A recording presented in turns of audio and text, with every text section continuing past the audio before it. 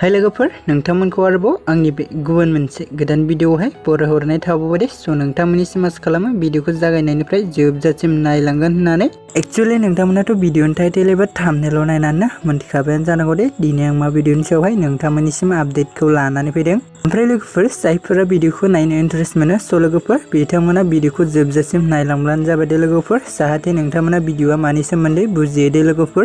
Actually लोगोफोर आं दिनै मैना आबुं बर' सावथुननि सायाव नोंथांमोननिसिम शेयार खालामनो होनना सानदों दे लोगोफोर। स' नोंथांमोना भिडिअखौ जोबजासिम नायलांब्लानो जाबाय दे लोगोफोर।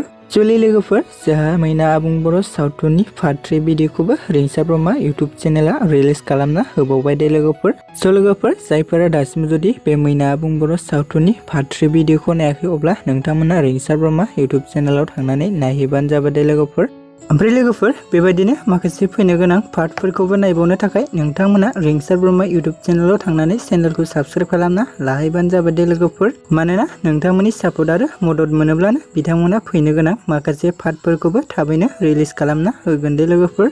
ओमफ्राय लोगोफोर जों बे मैना आबुं बर' सावथुनाव बर'फोरनि गोजाम आरो गोदान आर्टिस्टफोरनि जों गोबां फाव खालामनायखौ नुनो मोन्दोंमोन दे लोगोफोर। एक्चुअली लोगोफोर जों बे भिडिअआव गाहायै फाव खालामनायखौ नुनो मोन्दों सुरिजित दिउरि बिथांजों लोगोसे नोंथांमोननि बयनिबो फेभराइट जाखांफुनाय एक्ट्रेस बिथां मनालिसा हाज'वारि दे लोगोफोर। स' लोगोफोर ओमफ्राय भिडिअखौ जायफोरा नायनानै माबायदि मोन्दों कमेन्टनि गेजेरजों फोरमायहरबानो जाबाय दे लोगोफोर। ओमफ्राय लोगोफोर जायफोरा भिडिअखौ दासिमबो जुदि नायाखै अब्ला नोंथांमोना थाबैनो नायहैबानो जाबाय दे लोगोफोर। स' लोगोफोर बिदिब्ला दिनैनि आपडेटआ बेखिनियानोमोन दे लोगोफोर। ओमफ्राय लोगोफोर नोंथांमोना बेबायदिनो गोदान भिडिअ आबुं बर' सावथुनफोरनि सोमोन्दै मिथिबाय थानो थाखाय आंनि गोदान चेनेलखौबो साबस्क्राइब खालामना लाबानो जाबाय दे लोगोफोर। आरो लोगोफोर खाथियाव थानाय बेलनि आइकनखौ अल प्रेस खालामना लादो लोगोफोर, जाहाथे आं भिडिअ रिलिज होयोब्ला नोंथांमोननिसिम नटिफिकेसना थाबैनो सौहैयो दे लोगोफोर। मानोना लोगोफोर नोंथांमोननि सापर्ट आरो मददखौ मोनोब्लासो आंबो गोदान भिडिअनि नटिफिकेसन बा आपडेटफोरखौ नोंथांमोननिसिम शेयार खालामबाय थानो हागोन दे लोगोफोर।